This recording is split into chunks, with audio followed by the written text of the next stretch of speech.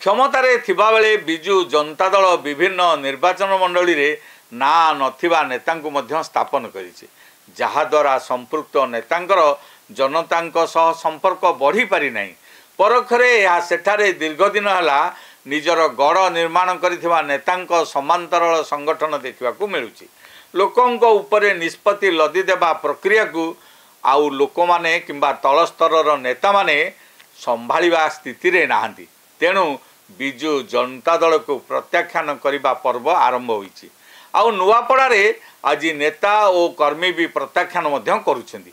कारण परंपरा अनुसार मृत विधायक परिवार सदस्यों को टिकेट दे दल विजय हासिल करिवार एक प्रक्रिया आम राज्य में प्रचलित रही। एथर भी दिवंगत राजेंद्र ढोलकिया पुओ को दल टिकेट देवार निष्पत्ति होता, किंतु दल अहेतुक विलंब कला।